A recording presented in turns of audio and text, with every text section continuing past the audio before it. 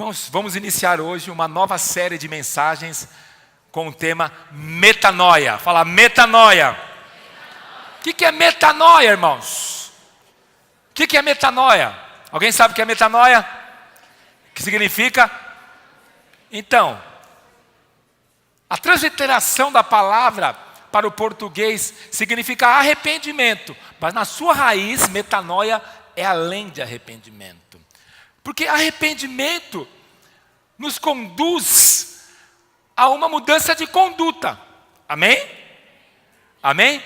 E metanoia é muito mais profundo que isso.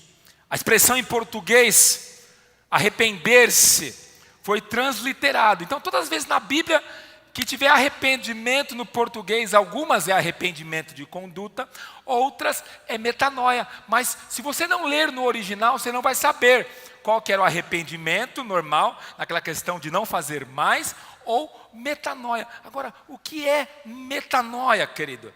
No grego, a palavra metanoia, para te dar o sentido original, você tem que separar a palavra no meio. Meta, fala meta, e noia. Noia não é quem usa droga não, amém? É converter os noia não. Noia no original grego é mente. Meta é além, acima. Então, a palavra original metanoia do grego significa metavoia.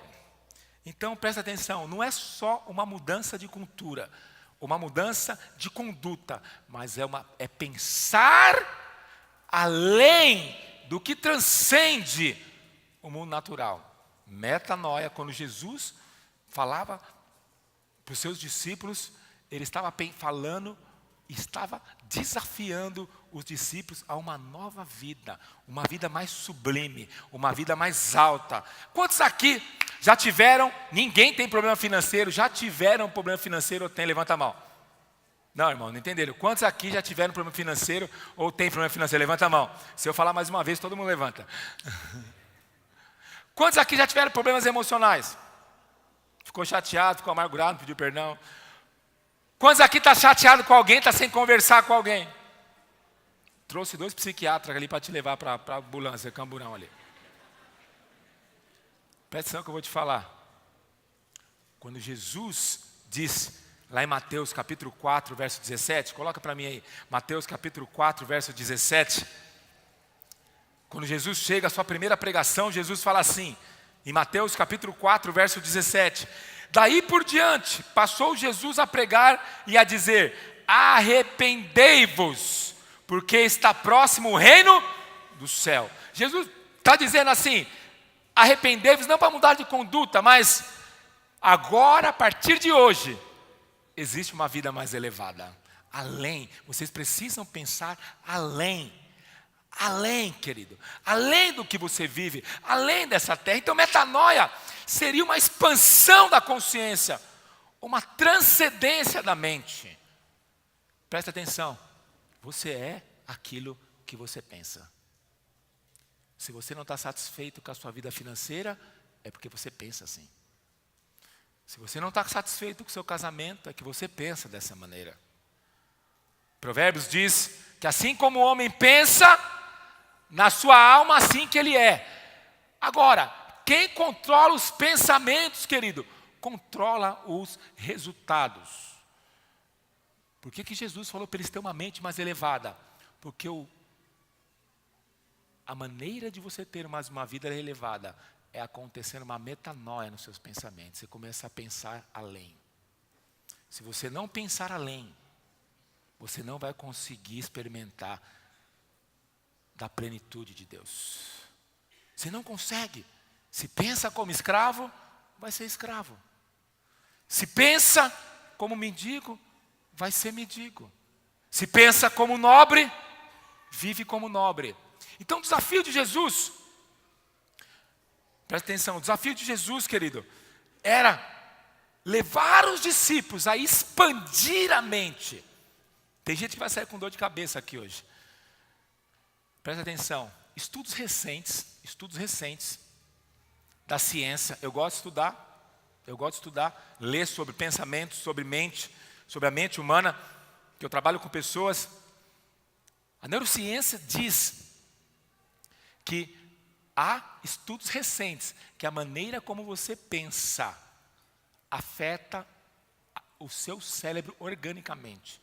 Como, pastor? Isso aí se chama neuroplastia. Jesus estava ensinando isso, mas não com outras palavras. O que ele estava ensinando? Presta atenção, seus cérebros são como vias. Seus neurônios são como vias. Tem milhões de neurônios. Milhões.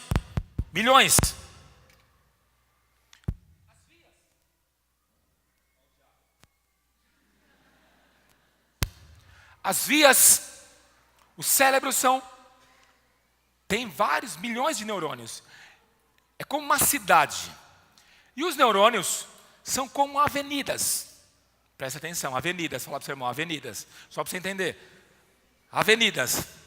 A maneira quando você expande o seu pensamento, você vai tendo fluxo de tráfego nesses neurônios. São as vias neurais. Fala para o seu irmão, as vias neurais. Pastor, você é louco? Você veio dar aula do que aqui hoje? Não, relaxa. Vai cair no teu colo isso, filho, relaxa. Quando você pensa, as avenidas que são seus neurônios começam a ter trânsitos. Quando você é um cara que pensa, que ocupa a mente, que tem ideias, pensamentos, as vias neurais, que são as avenidas, ficam como? Interditadas. Então o seu cérebro, isso se chama neuroplasticidade. O seu cérebro cria novos neurônios, porque você é um cara que usa as vias. O contrário é a mesma coisa. Eu achei fabuloso isso. O contrário é a mesma coisa. Se você é alguém que tem vias neurais, que você não usa o seu pensamento, a avenida fica como? Se você usa muito, ela fica congestionada, tem que construir outras. Se você não usa, o que acontece? Sabe o que o seu cérebro faz? Ele fecha. E cada vez menos a sua capacidade de pensar, de transcender, diminui.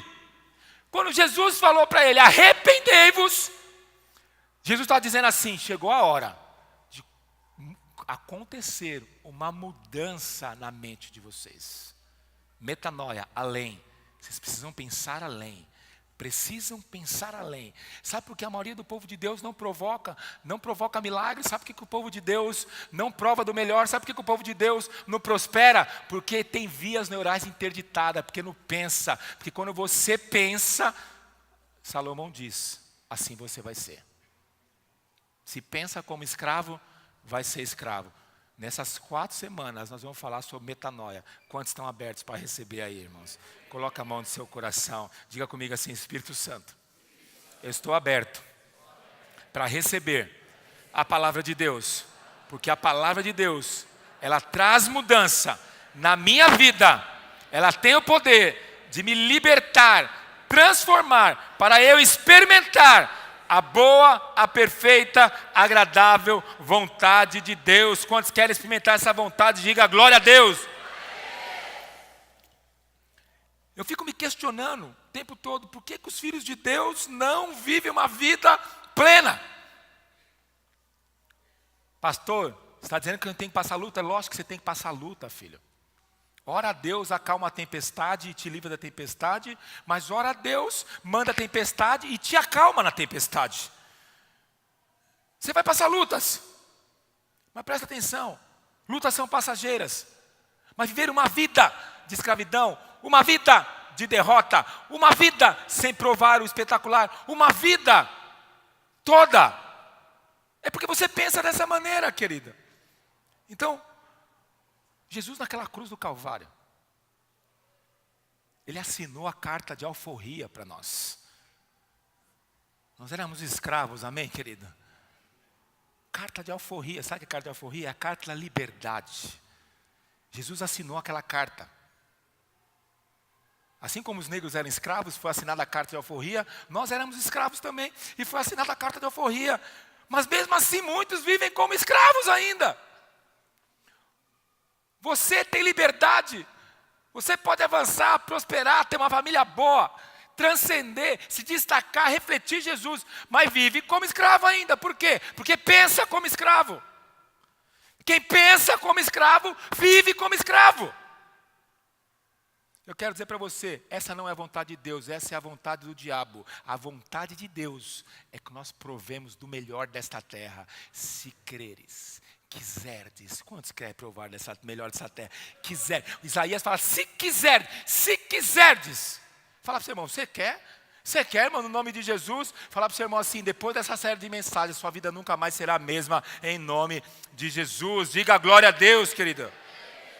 Mas o que precisa acontecer? Vamos começar o processo da libertação aqui.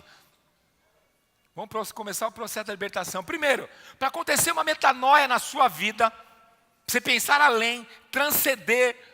Presta atenção, querido. Primeira coisa, nós precisamos nos livrar do complexo de gafanhoto. Pastor, o que é complexo de gafanhoto? Lá em Números capítulo 13, verso 33, acompanhe comigo. Deus dá uma incumbência a Moisés. O povo fica 450 anos escravos. Quantos anos eles ficaram escravos? 450 anos. Deus levanta um homem chamado Moisés. Moisés pega o povo. A Bíblia não conta quantos milhões de pessoas tinham, mas os historiadores dizem que tinha mais de 3 a 4 milhões de pessoas. Atravessa o deserto e chega perto da terra prometida, que Deus tinha prometido para eles.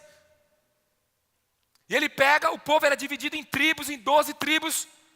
E Deus fala, vai lá, o líder de cada tribo vai visitar a terra. Eles estavam próximos da terra, amém? Estava próximo já, estava próximo da terra. Fala para o seu irmão, a sua terra está chegando, meu irmão. Fala para ele, sua terra está chegando.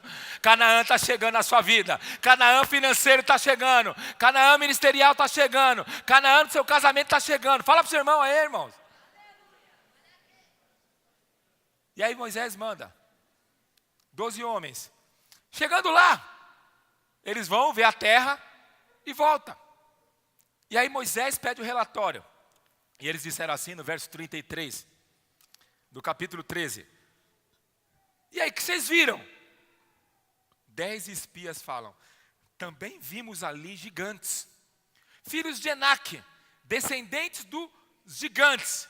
E éramos aos nossos olhos como gafanhotos. E assim também éramos aos seus olhos. Presta atenção, querido. Quem falou para eles que eles eram como gafanhoto? Quem? Os gigantes? Não. Quem que falou para eles que eles eram gafanhotos? Eles mesmos. Por que eles falaram isso? Porque assim como sua alma pensa, você é.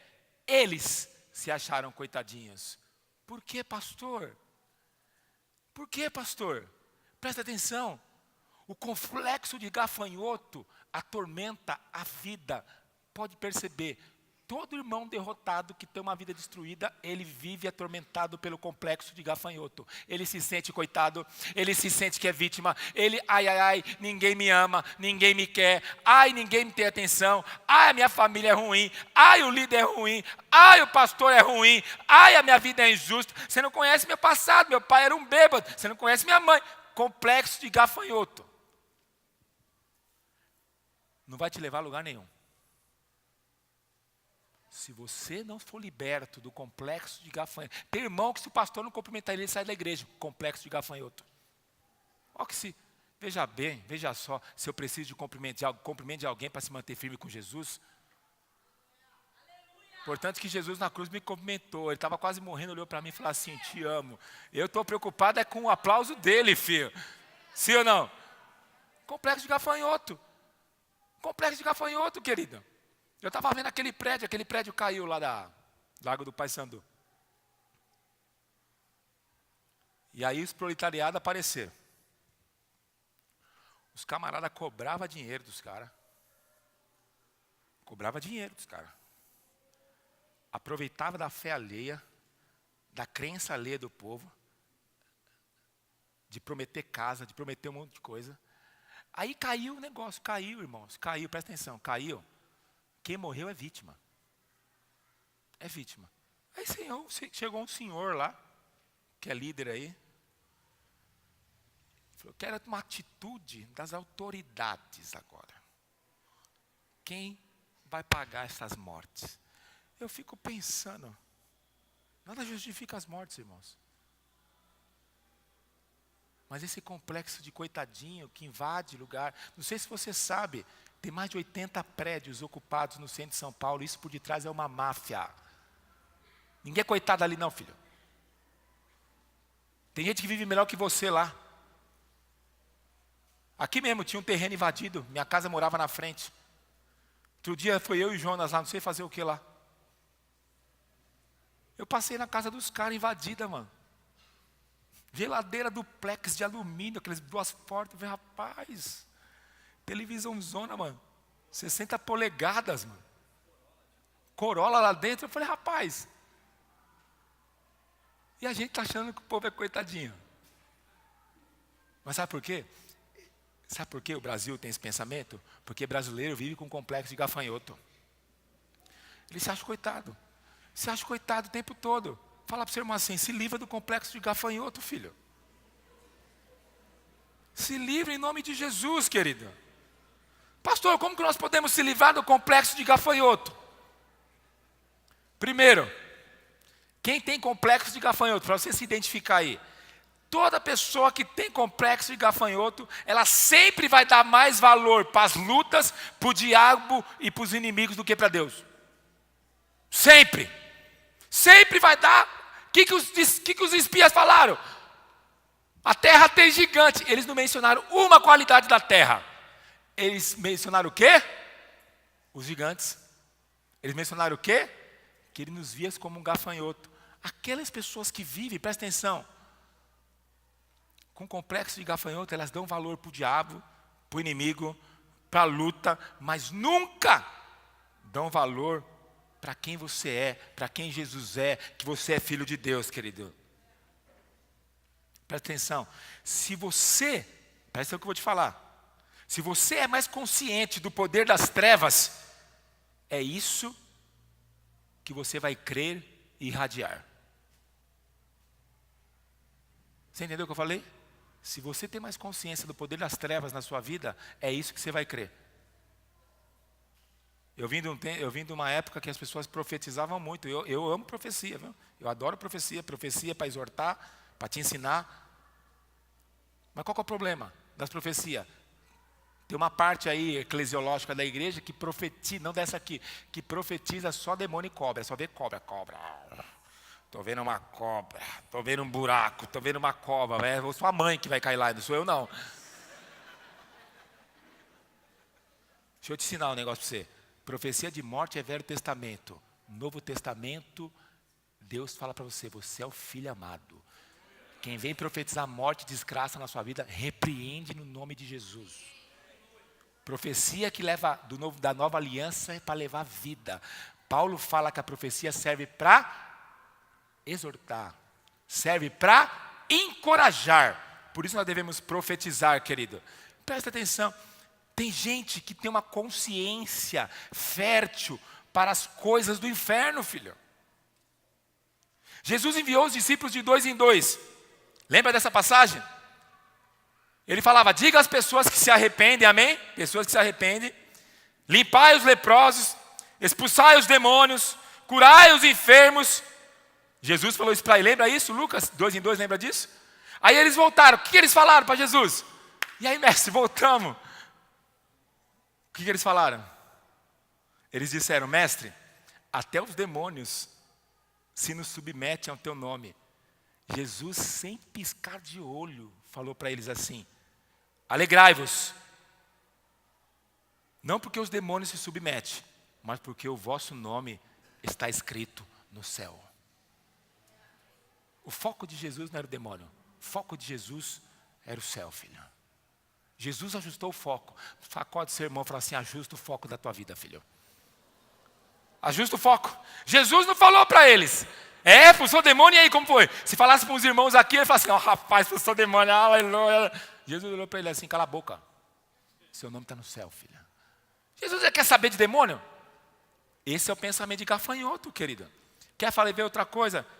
para identificar e para te livrar do pensamento de gafanhoto? As dores e os fracassos, em vez de ser seu professor, se torna seu guia. Todo crente que tem síndrome de gafanhoto, as dores, as frustrações da vida dele, não é professor, torna o guia deles.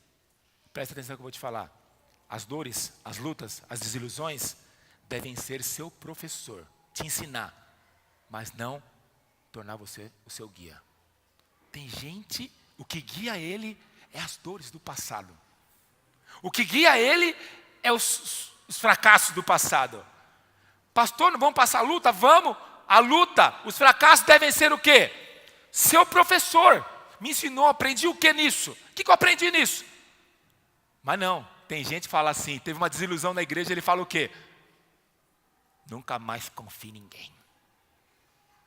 A mulher, ela é traída por algum namorado que ela fala, homem nenhum presta. A dor se tornou professor ou guia? Guia. Ninguém presta. Igreja ninguém presta. Tem um monte de gente na internet, tudo cheio de dor, rancoroso, invejoso. Por quê?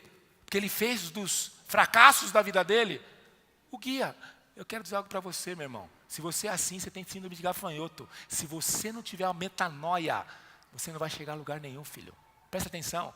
As dores, os fracassos devem ser o professor. O que você aprendeu no dia mal?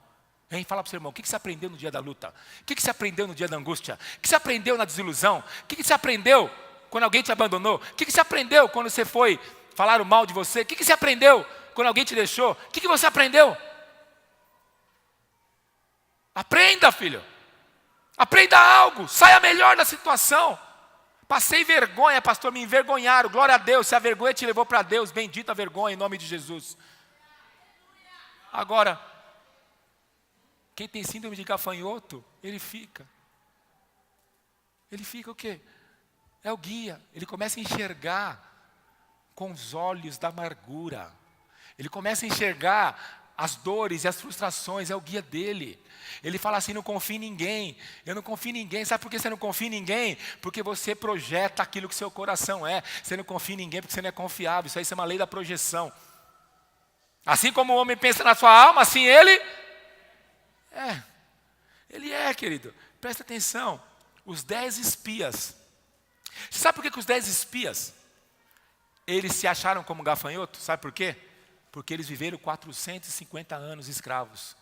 Eles pegaram a dor dele, os fracassos deles e projetaram. Quantos querem ter uma vida maravilhosa, plena no Senhor, em nome de Jesus? Pare de pensar como um gafanhoto, filho. Dê uma virada na tua vida. Você não é coitado. Vai estudar, vai acordar cedo, vai trabalhar, vai fazer uma virada, vai orar, vai pedir. Nós servimos a um Deus do impossível. Amém, queridos?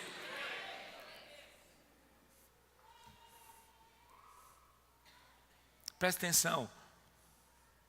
A mente deles estava condicionada, querido, à escravidão.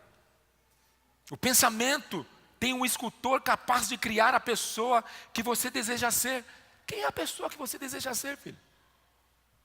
Quando Jesus falou assim, arrependei-vos, pois é chegado o reino. O que Jesus estava dizendo? Pense, metanoia, a palavra aí. Ele falou assim, existe algo mais elevado. Eu estou chamando vocês para viver algo espetacular, filho. Se o evangelho não tem o poder de mudar a tua vida, eu vou dizer algo para você. Nada nesse mundo vai ter. Amém? Amém, queridos? Outro. Para você se livrar da mentalidade de gafanhoto. Só estamos no primeiro ponto. Isso aqui é subir pontos. Livre-se do medo. Fala para o seu irmão. Deixa de ser medroso. O medo é prima da incredulidade. O que é o medo, pastor? Defina medo para mim aí. Defina medo para mim aí. Defina medo para o seu irmão. O que é medo? O que é medo? Os espias tinham medo dos gigantes. Sabe o que é medo, Vinícius? É fé no inimigo. Medo é fé do problema. É fé no inimigo. É fé na adversidade. Você tem duas maneiras de crer. Ou acreditar que nós servimos um Deus do impossível. Você está percebendo a metanoia na mente? Ou você dá ibope para a adversidade. O medo é fé no inimigo. E eu vou dizer algo para você. Tudo que te intimida, te controla. Tudo que te intimida, te controla, filho. Se você tem medo da dívida, esse medo vai te controlar. Você vai viver uma vida angustiada, porque te controla. Sim ou não? Tem marido que tem medo de ser traído. Ele vive possessivo com a esposa. Controla ele. Tem medo. O Corinthians tem medo de pegar o Palmeiras na final para apanhar.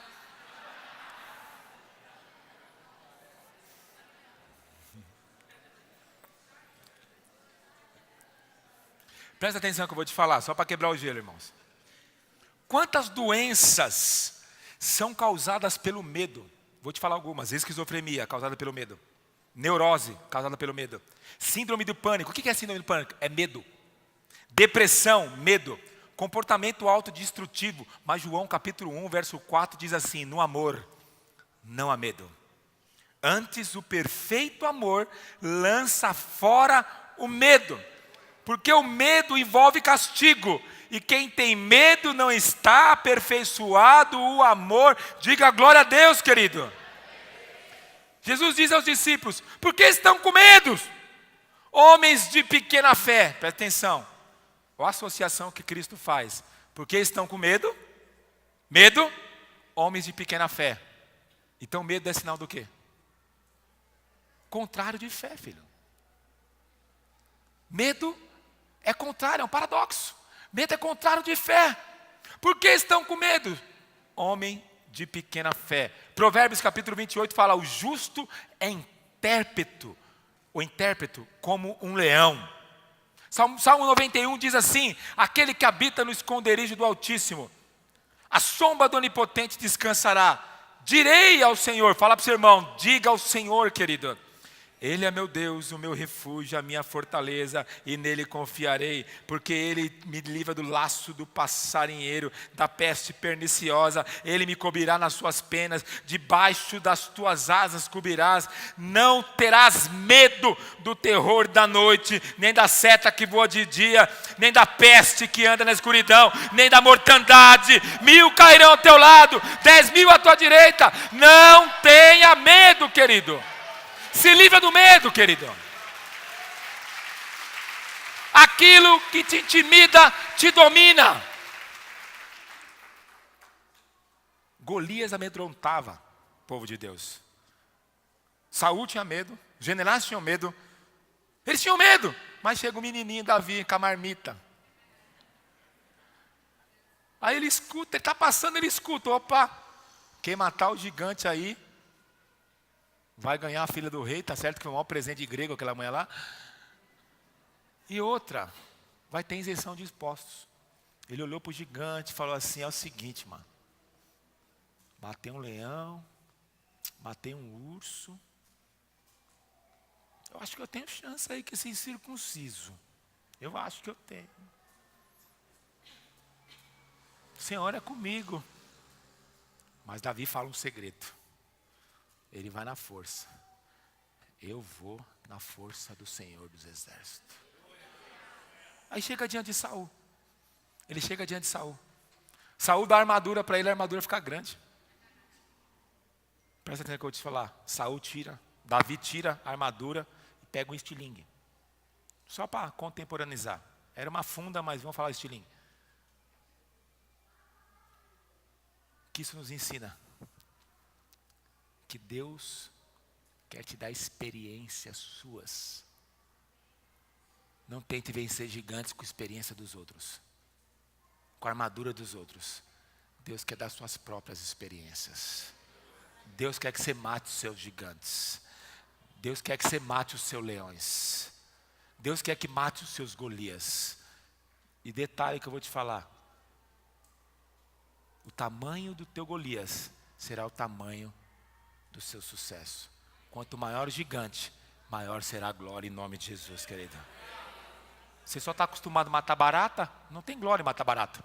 E tem uns crentes que ainda correm de barata. A glória é matar leão, filho. A glória é catar uma célula, FIFA, e multiplicar ela em 3 no nome de Jesus. Essa é a glória. Gigantes, filho. Presta atenção que eu vou te falar. Aquilo que te intimida, te controla. Se você se livrar dos seus medos, você vai se livrar dos seus gigantes. E eu vou dizer para você, a maioria deles não existem. É tudo coisa da tua mente. 80% dos seus medos nem vão acontecer. Nem vão acontecer. Qual que é o medo de muita mulher e muito marido aí que tem medo em relação às finanças, que você não dorme à noite? Qual que é o medo de um pai de família? Quando ele fica preocupado, ele não dorme, mas a esposa que não dorme. Quando está com as contas apertadas, está com dívida. Qual que é o medo real? De não conseguir honrar os compromissos, de não ser despejado, sim ou não? Tem alguém aqui hoje, esse mês aqui, que foi despejado? Tem alguém aqui que não tem roupa para vestir, veio no culto pelado? Vê se tem alguém pelado do seu lado aí. Tem alguém que está passando fome? Nós estamos aqui em 400 pessoas, não tem ninguém despejado, não tem ninguém passando fome, não tem ninguém pelado. Mas você tem medo, você não dorme à noite. Porque quem cria os monstros dentro do seu pensamento é você. É você que cria os monstros. Você que cria os gigantes. A sua mente que cria os gigantes. Por quê? Porque você precisa ter uma metanoia. Pensar além, meta além, acima. Acima, querido. Acima da tempestade. Acima. O que é uma continha, filho? Para o Senhor? O que é? Pelo contrário. É o diabo que quer te atormentar. Mas Deus, Ele quer te livrar da síndrome de gafanhoto. Fala para o seu irmão assim, ó, seja livre da síndrome de gafanhoto em nome de Jesus. Segundo, para nós acontecermos a metanoia, estamos só preparando aqui, irmãos. Primeiro, se livre da síndrome de gafanhoto. Segundo, se livre da sua capa. Lá em Marcos capítulo 10, verso 46, abre a tua Bíblia. Marcos capítulo 10, verso 46. A Bíblia diz assim: depois chegaram a Jericó, e ao sair ele de Jericó com seus discípulos, a uma grande multidão, estavam sentados junto do caminho um mendigo, fala mendigo, cego, lascado, endividado, palmeirense. Bartimeu, filho de Timeu. Este, quando ouviu que era Jesus, o Nazareno, começou a clamar dizendo: Jesus, filho de Davi, tem compaixão. Ele começou a gritar. E muitos repreendiam, as pessoas começavam a falar: cala a boca. Mas ele clamava ainda mais forte: filho de Davi, tem compaixão de mim. Parou, pois, Jesus e disse: clamai. E chamaram o cego, dizendo: tem bom ânimo, levanta-te, ele te chama.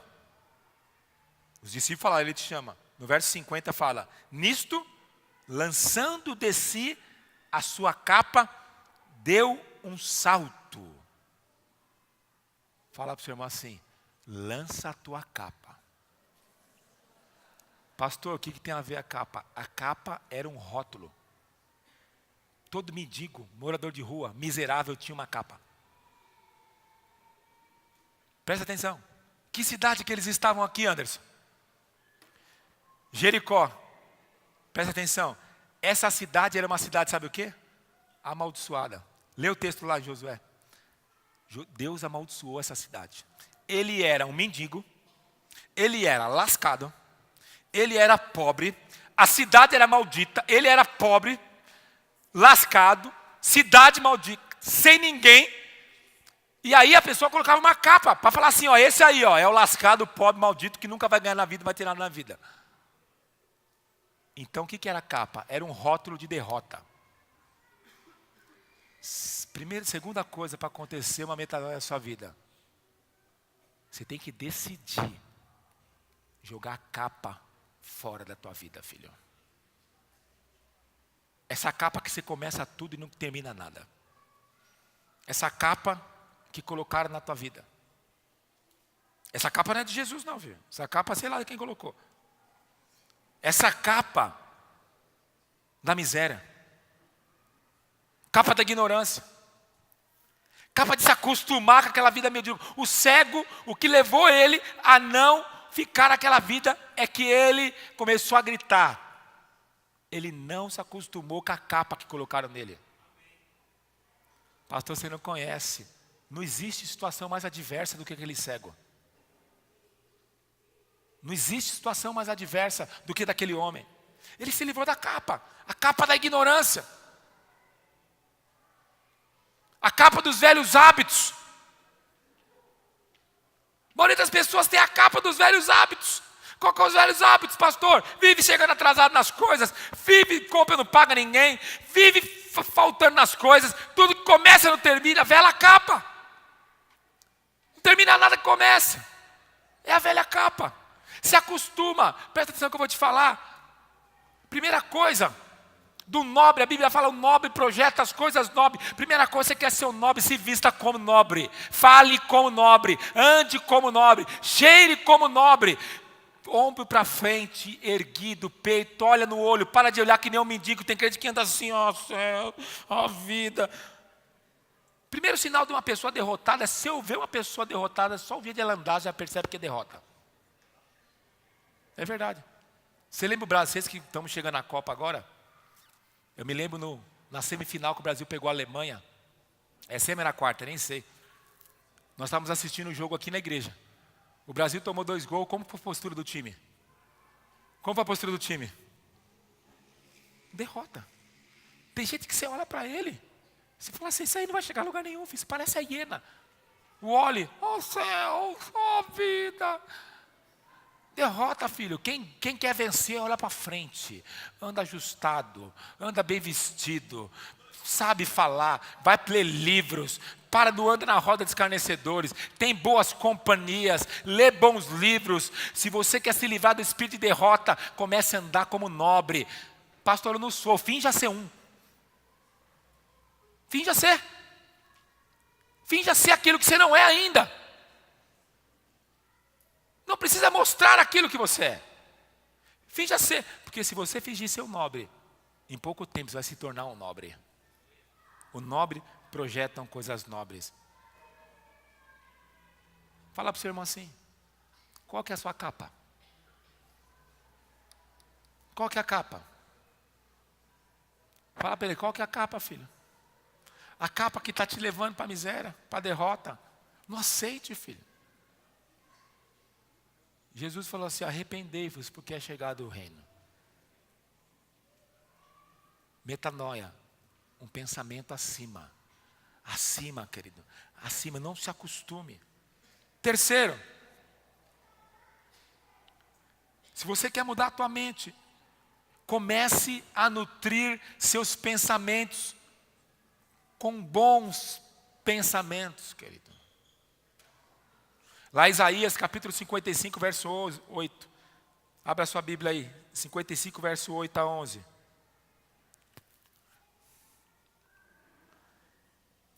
A Bíblia diz assim, afinal, os meus pensamentos não são os vossos pensamentos. E os vossos caminhos não são os meus caminhos, afirma o Senhor dos Exércitos. Assim como os céus são mais altos do que a terra, também os meus caminhos são mais altos do que os vossos caminhos. E os meus pensamentos mais altos do que os vossos pensamentos. Como a chuva e a neve descem dos céus e não retornam para eles sem regarem a terra e fazendo-nos brotar e florescer, a fim de que ela produza sementes para o semeador e pão para o que dele se alimentam, assim também acontece com a palavra que sai da minha boca. Ela não voltará para mim vazia, mas realizará toda a obra que eu desejo e atingirá o propósito para que a enviei. Presta atenção, o alvo de Jesus é alinhar o seu pensamento com os pensamentos dele. O alvo de Jesus é esse. Jesus em sua caminhada na terra, querido, nessa terra caída de pecado, ele sempre despertava os discípulos a pensar coisas mais além. Ele dizia para os discípulos, levantai-vos a vossa cabeça. Levantai-vos. Ele dizia, erguei-vos vossos olhos. Erguei vossos olhos. Jesus sempre estava disciplinando os discípulos a ter uma vida transcendente, além do que eles poderiam ter. Ele dizia: o que queres que eu te faça? Então, isso é para você, irmãos. Não reclame porque as coisas não estão mudando. Reclame porque você não está mudando. As coisas não mudam porque você não muda.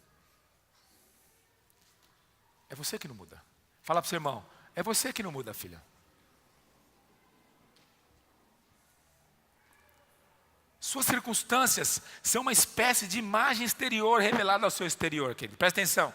A circunstância que você vive é uma espécie de imagem interior revelada no seu exterior. Sempre que há uma mudança em seu mundo interior, seu mundo exterior muda. Sempre que há uma mudança interior, o seu mundo exterior muda. Sempre vai ser assim. Olha aqui João fala para Gaio, terceira carta de João, verso 2. Ele diz assim: Gaio, ó presbítero amado, a quem eu amo por causa da verdade. Amo, oro na expectativa de que tenha boa saúde, que sejas bem-sucedido ou seja próspero, assim como é próspera a tua alma. Presta atenção, o resultado da prosperidade é uma prosperidade interior. Fala para o seu irmão: quer ser próspero? Prospere no seu coração primeiro. Quem não é próspero, irmãos, acredite que eu vou te falar. Escuta o que eu vou te falar. Os mais prósperos são os mais generosos. Quem vive na pindaíba, lascada na miséria, é porque é avarento. O homem próspero, ele tem o interior próspero. Pastor, eu tenho interior próspero e não prosperei. Calma, vai chegar. Se você tem, vai chegar. Pode pegar. Os mais lascados da igreja é os caras que não dão dízimo. É matemática. Não falha. Irmão, isso não falha. Porque é o dízimo? Não. É a prosperidade de coração. A prosperidade.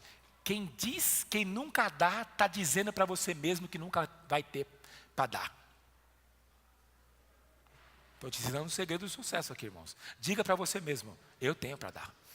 Eu tenho para dar, eu vou dar muito, eu vou ser o maior dizimista dessa igreja. Eu tenho para dar. E uma hora, porque você crê que você tem para dar, as coisas internas muda o mundo físico externo. Amém? Amém? Você tem que se exercitar, filho, para ser próspero. Mas a primeira prosperidade vem do coração. Você precisa ser próspero interiormente, querido. Presta atenção. Como que você pode nutrir a sua mente com pensamentos bons? Primeiro, encha a sua mente com as verdades de Deus. Comece a encher teu pensamento. Para de ter mente vazia, ficar assistindo Big Brother, de ficar acessando Tinder, de ficar aí procurando, caçando coisa na internet. Encha a tua mente com a palavra de Deus. Olha aqui, lembra que eu falei que o pensamento de Deus é equilibrar a tua mente com a mente dele. Com a mente dele. Ele fala assim, Colossenses capítulo 3, verso 16: habite ricamente em vós a palavra de Cristo. Ensinai e aconselhai uns aos outros com toda a sabedoria. Cantai salmos, hinos e cânticos espirituais, louvando a Deus com gratidão no coração. Então o que Paulo fala? Habitai ricamente em vós a palavra de Cristo. Ensinai e aconselhai uns aos outros. A Bíblia fala que na multidão de conselheiro há... Vamos lá, irmãos. Fala para o seu irmão, se na multidão de conselheiro há sabedoria. Aonde tem sabedoria? Na multidão de conselheiro. Mas se os conselheiros não têm sabedoria, a multidão encontrará sabedoria? Você é um líder. Você tem que ser sabedoria para dar conselho, filho. Pegou comigo?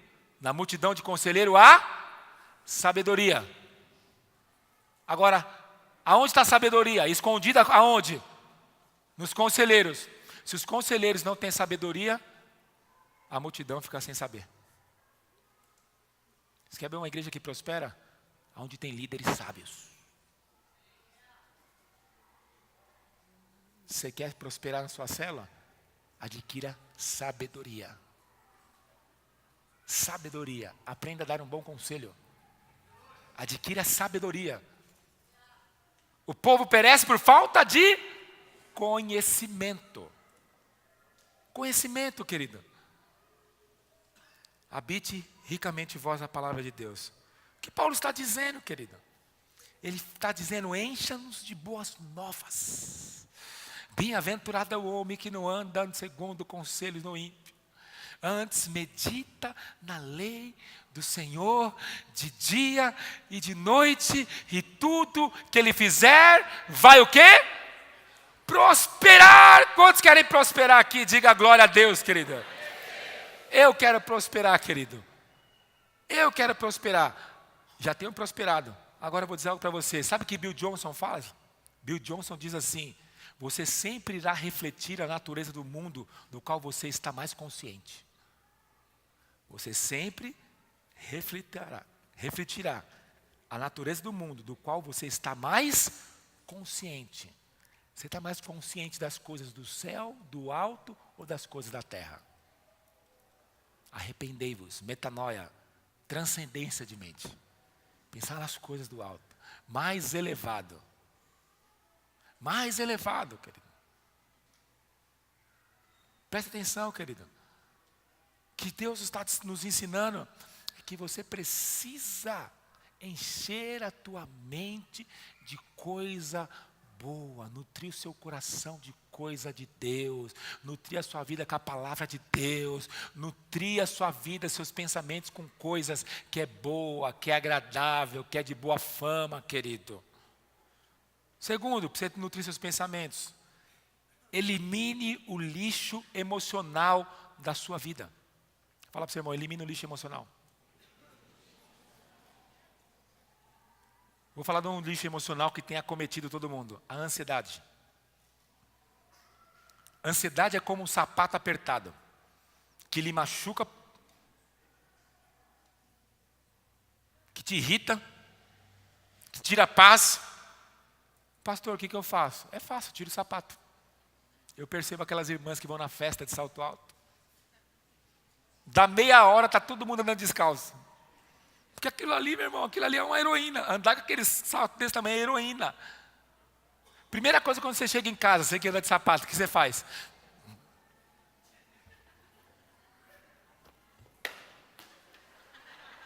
Primeira coisa que você faz. Eu aproveitei que está me apertando aqui. Presta atenção que eu vou te falar. Elimine a ansiedade, filho. O que é ansiedade, pastor? É excesso de futuro. Obrigado, servo. Excesso de futuro, querido. Presta atenção. Uma vida vitoriosa é o reflexo do que enfatizamos e colocamos nossa atenção. Vou repetir. Uma vida vitoriosa é o reflexo do que enfatizamos e colocamos nossa atenção. É um fato, querido, da vida. O que ganha a sua atenção vai controlar os seus sentimentos e o modo como você aplica a sua atenção determinará o que você vê, filho. Aquilo que você coloca foco vai determinar os seus sentimentos, suas emoções. Os espias chegaram, tinha 12. Aqueles 10 colocaram foco aonde? No gigante. Mas teve 2. Lembra de 2? Quem foram os 2? Josué e Caleb. Eles colocaram foco aonde? A terra manda leite e mel. Os frutos são grandes. Colocaram foco aonde, filho? Eles colocaram foco na bênção. Como foi o sentimento deles? Essa terra é nossa. Essa terra é nossa. Isso aqui vai ser nosso. Tem gigante, mas não estou nem aí para o gigante. Não estou nem aí para o gigante, querido. Presta atenção. Escolha os seus pensamentos, como você escolhe produtos na prateleira do supermercado. Você come coisa podre? Você compra coisa podre? Você compra coisa vencida? Então por que você pensa coisa podre? Pensa coisa vencida? Nutre seus pensamentos, querido. Vai na prateleira, é medo, não escolho, está vencido. Ansiedade, não escolho. Jesus nos ensinou a viver um dia de cada vez, querido. Ele disse o quê? Basta o seu dia, o seu mal. Presta atenção, você não pode enfrentar os problemas de amanhã com a graça de hoje. A graça de hoje é só para hoje. Pastor, e amanhã? Amanhã é outro dia, amanhã não resolve. Mas hoje, Deus está aqui no culto, estou na bênção. Está correndo uma transformação na minha mente. Muitos de nós, querido, estamos dirigindo o carro olhando no retrovisor, só para trás. Só para trás, só com medo. Mas ninguém se torna bem-sucedido olhando para o passado, filho. Ninguém se torna bem-sucedido olhando o que ficou para trás. Presta atenção, esqueça o que ficou para trás. Fala para o seu irmão, esqueça o que ficou para trás. Fala mais forte, esqueça o que ficou para trás. Quando você esquece o passado, libera memória RAM, querido, espiritual, para você cumprir o seu futuro. Sabe que tem muita gente que não tem memória liberada na mente para avançar, para conseguir seu destino profético, porque o HD está cheio de passado, a memória RAM dele está lenta. Está lenta. Ele não consegue agir, por quê? Porque ele está carregando um elefante de passado. Aí ele anda assim, ó. Libera o seu passado, filho, esquecendo das coisas que para trás ficam. Eu avanço para o alvo, para o prêmio da soberana vocação de Deus. Errei. Aprendi com o erro. Eu aprendi com o erro, porque os erros não é meu guia, é meu professor. Amém? Os erros são meu guia, não são meu professor. Então presta atenção. Deus te fez, olha que interessante. Deus te fez, seus olhos estão aonde? Na frente ou atrás? Olha para o seu irmão, vê se tem algum ET aí. Nossos braços foram criados para trabalhar para frente ou para trás? Para construir para frente ou para trás? Nossos pés são virados para frente ou para trás? Em Efésios 6, a armadura de Deus, existe alguma proteção nas costas? Fala para você, irmão, porque Deus não quer que você olhe para trás, que você volte, filho. Presta atenção. O que você está fazendo hoje é o que você está pensando. Pergunta para o seu irmão, o que você está fazendo hoje? O que você está empreendendo? O que você está construindo? Você está marcando a vida de alguém? Pergunta para ele aí, hoje, o que você está fazendo hoje? Seus maus hábitos são fruto dos seus pensamentos. Nossas escolhas, queridos, sempre começam na mente. Portanto, nosso destino está ligado aos nossos pensamentos. O seu destino está ligado naquilo que você pensa. Se você pensa que é um derrotado, você tem um futuro de derrota.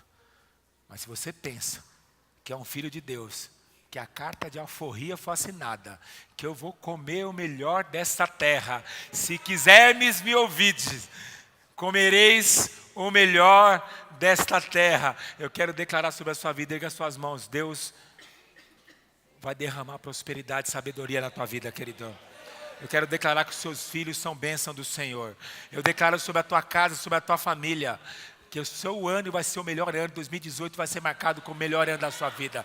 Seu ministério vai florescer, sua vida vai avançar, querido. Enche sua cabeça de paz. Aleluias. É isso que Deus olha. Deus olha para Davi, querido, menininho, onde a família esqueceu dele. Deus fala para ele, guerreiro, homem valente. Deus olha para Gideão, um medroso. Ele fala o que para Gideão? Homem valente de guerra. Deus tem esses paradoxos. Ele olha para Abraão. Abraão, o nome de Abraão significa homem comum. Deus transforma o nome dele, Abraão, pai de multidões. Deus sempre constatando a pequenez com uma vida elevada. Deus, Ele quer te levar para outra dimensão, querido. E por último, de hoje, quantos querem passar por uma metanoia na mente aqui, querido? Cadê o Davi? Sobe aqui, Davi. Não fuja do processo. Fala para o seu irmão assim, se correr o bicho pega, se ficar o bicho come. Não adianta correr, filho. Não adianta correr. Não fuja do processo. Romanos capítulo 12, verso 2 diz assim: não vos conformeis ao sistema desse mundo, mas sede transformados pela renovação da vossa mente, para que experimenteis qual seja a boa, agradável, perfeita vontade de Deus. Olha o que a Bíblia fala: não nos conformeis, conformar. Repete comigo: conformar. O que significa isso? É a pressão do mundo formando você de fora para dentro. Conformar. Tem gente que passa tanta luta que ele começa a se tornar incrédulo. As lutas afetam a maneira dele pensar, ele não crê mais. Conformar, te colocar numa forma. Você está formado pelo pensamento, pela família que você nasceu, pelo mundo que você nasceu, você formou. Então você está acostumado a viver nessa miséria. Conformar. As coisas exteriores te pressionam de fora para dentro e mudam a maneira de pensar.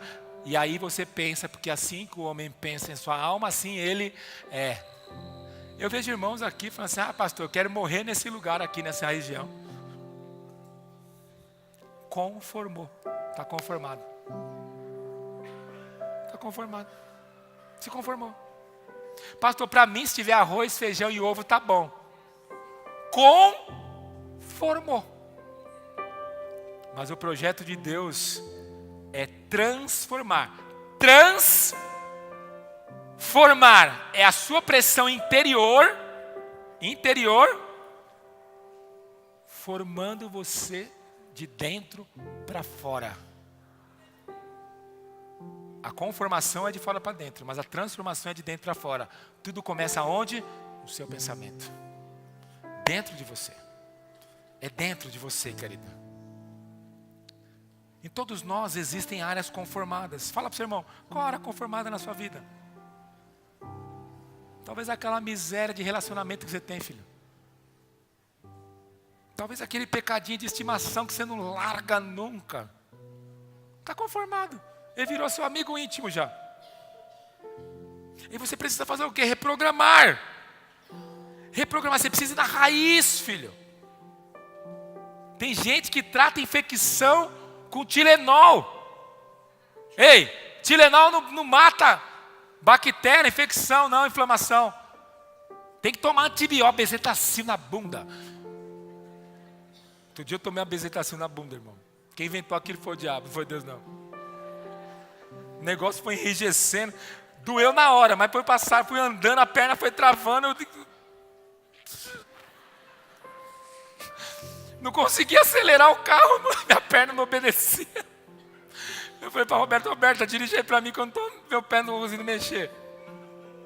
Sabe por quê? Porque eu fui lá, a médica falou assim para mim: é infecção, tem que matar. O problema é que você está tratando infecção com Tilenol. É paliativo, vai voltar tudo, filho. A Bíblia fala: transformai-vos. Essa palavra transformar no original, Davi, significa metamorfos. No grego, de metamorfose. É o processo que a lagarta transforma em borboleta. A lagarta, para ela transformar em borboleta, a lagarta é aquele negócio que fica assim, ó. Já viu já?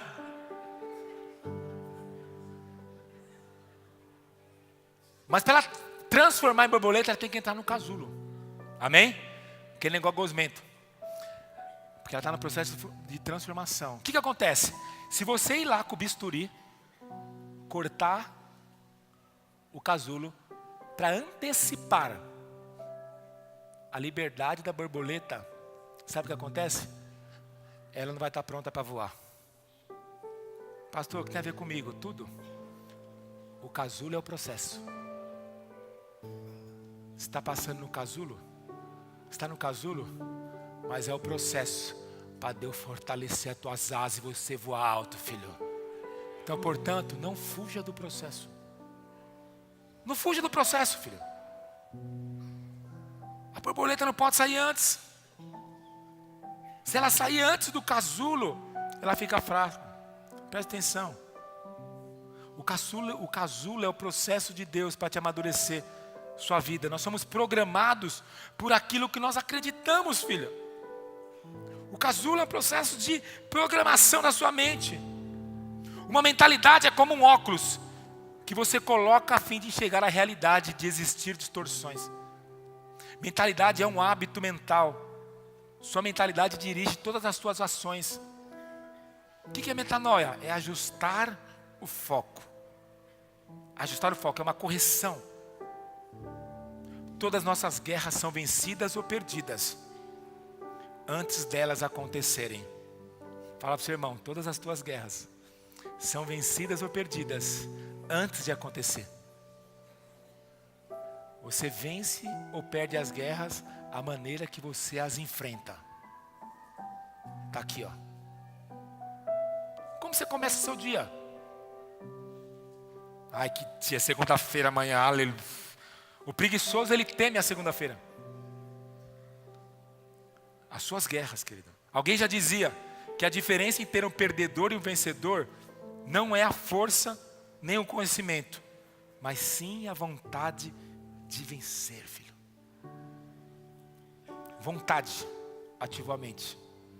Transcendência, filho. Quando Jesus fala para os discípulos, arrependei-vos, ele está dizendo, metanoia. Pois é chegado o reino. O reino de Deus é para quem pensa elevado, filho. Deus quer expandir a tua mente, filho. Talvez você entrou aqui hoje e você está rodeado de circunstâncias negativas. E isso moldou a tua vida. Presta um óculos aqui, Paulo. Presta seu óculos aqui. E aí você está enxergando a vida assim, ó, com óculos que te colocaram. Você enxerga a vida com óculos da miséria, com óculos da derrota, com óculos da descredibilidade, com óculos da ignorância. Mas sabe o que Deus quer fazer? Quer tirar o seu óculos. Eu coloco esse óculos, fica tudo embaçado. Porque precisa dar uma limpada, o bichinho está sujo. E porque não é para mim. Metanoia é Deus ajustando o seu foco. A Bíblia fala que os nossos olhos são a candeia do corpo. O que é candeia? Candeia é aquilo que ilumina meu ser. Se você vê de maneira errada, você vive de maneira errada. Deus quer transformar a tua mente, filha. Deus quer dar um fim proveitoso. Ele diz, pensamentos de paz, eu tenho a teu respeito, para dar o fim que você deseja. Deus quer liberar algo na tua mente hoje, em nome de Jesus. Fique de pé no seu lugar, em nome de Jesus.